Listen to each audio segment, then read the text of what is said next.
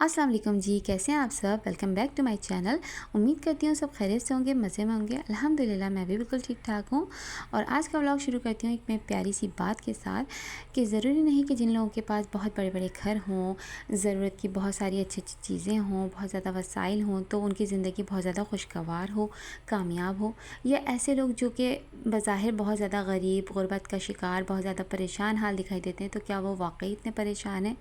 नहीं, बल्कि कुछ ऐसे भी हैं जो सफ़ेद पोश लोग कहलाते हैं, जो कि अपनी परेशानी का ज़िक्र किसी से नहीं करते, बल्कि उनके रिश्तेदार, इवन उनके पड़ोसी तक, उनके बराबर में रहने वाले भी ये नहीं जानते कि वो अपने घर में किस तरह गुजारा करते हैं, किन परेशानियों और किन हालात का उनको सामना है। बल्कि वो अपनी परेशानियों का ज़िक्र सिर्फ़ अल्लाह ताला से करते हैं और अल्लाह ताला ही उनका हामी और नासिर होता है और अल्लाह पाक ही उनको उनकी मंज़िल तक पहुँचाता है। तो अगर सच्चे दिल से कोशिश करते रहें और अपनी परेशानियों का ज़िक्र किसी से ना करते हुए सिर्फ़ अपने अल्लाह से करें, अपनी रब की ज़ात पर भरोसा करें, तो यकीन मानें कि वो लोग ज़रूर कामयाब होते हैं। और उन्हीं चंद सफ़ेद पोश लोगों में से एक मैं भी हूँ, जिसके पास दिखाने के लिए ना बड़ा लॉन है, ना बड़ा घर है, ना बड़ी कार है, कोई बहुत लग्ज़री लाइफ भी नहीं है, ना ही कोई ऐसा परेशानियों वाला माहौल है जिसमें बहुत ज़्यादा गुर्बत हो, जिसको देखकर लोगों को अट्रैक्ट किया जा सके। बल्कि मेरी तो एक सादा सी घरेलू ज़िंदगी जिसमें वसाइल बहुत कम और मसाइल बहुत ज़्यादा हैं, ज़रूरियात बेतहाशा और ज़रूरियात ज़िंदगी बहुत मुख्तसर हैं। और इन्हीं परेशानियों से लड़ते लड़ते न जाने कब हम मिडिल क्लास लोग जवानी से बुढ़ापे की दहलीज पर कदम रख देते हैं। लेकिन इन्हीं परेशानियों के साथ ही हमारे अंदर एक उम्मीद, एक होप हमेशा ज़िंदा रहती है, जो कि हमें जीने का हौसला देती है कि हमारा रब हमारे साथ है और वो हमारी परेशानियों को एक ना एक दिन ज़रूर खुशहाली और आसानी में बदल देगा। और कहते हैं ना कि मुझको थकने नहीं देता ज़रूरतों का पहाड़, मेरे बच्चे मुझे बूढ़ा होने नहीं देते। बस इसी बात के साथ, इसी सोच के साथ मैं रोज़ाना अपनी ज़िंदगी का हर नया दिन शुरू करती हूँ। और आज बना रही हूँ तुरैया और कोशिश ये करती हूँ कि खाना सादा हो, सस्ता हो, लेकिन इतना मज़े का हो कि खाने वाले मेरे बच्चे और मेरे शौहर हमेशा खुश होकर खाएँ और हेल्दी भी रहें।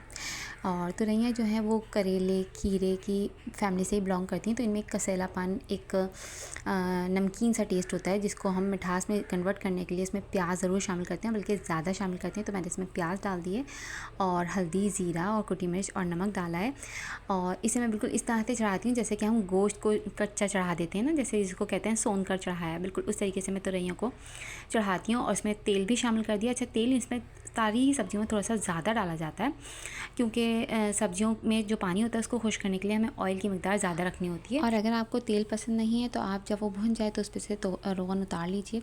अच्छा, तुरैया को मैंने सारे मसाले डालकर मिक्स करके पकने रख दिया है। और एक ख़ास बात मैं ज़रूर कहना चाहूँगी कि तुरैया जो है ना वो अक्सर कड़वी निकल जाती हैं। ऐसा मेरे साथ एक बार हो चुका है कि मैंने एक बार तुरैया पकाई और बहुत मज़े से पका कर ना अपने हस्बैंड को दिया। उन्होंने पहली ही बाइट लेकर मुझे घूरा कि तुमने इसमें क्या डाला है कि इतनी कड़वी हो रही है। और जब मैंने चखा तो वाकई वो इतनी कड़वी हो रही थी। फिर ये बात मैंने अपनी अम्मी से भी कंफर्म की, तो उन्होंने कहा हाँ बेटा, ये तुरैया जो होती है ना ककड़ी और खीरे से ही की फैमिली से ही बिलोंग करती हैं, तो इनमें कड़वाहट भी आ जाती है, तो हमेशा चखने के बाद इनको पकाना चाहिए। और ये मेरी लोड शेडिंग हो गई है, मेरे घर में लाइट चली गई, तो फिर भी मैं आपको वो सीन दिखा रही हूँ कि देखिए कितना अंधेरा हो जाता है। और ये देखिए मैंने मोबाइल की टॉर्च मार कर मैं आपको दिखा रही हूँ कि किस तरह से मैंने अपना सालन तैयार किया है। खैर तुरैया खुश्क हो गई, इसमें पानी खुश्क हो जाता है, तो बस ये समझे तैयार है। इनको अच्छी तरीके से भून लें, इनमें रोगन ऊपर आ जाए तो उसके बाद आप इसमें हरा धनिया और हरी मिर्चें शामिल करें और उसको डालने के बाद भी अच्छी तरीके से भूनिए।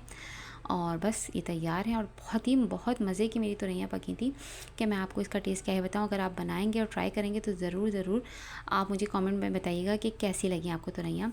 और ये रात का वक्त है, हम जा रहे हैं आज एक बर्थडे की तकरीब में। मेरे हस्बैंड की रिलेटिव है, रिश्ते की बहन लगती है, उनकी बेटी की बर्थडे।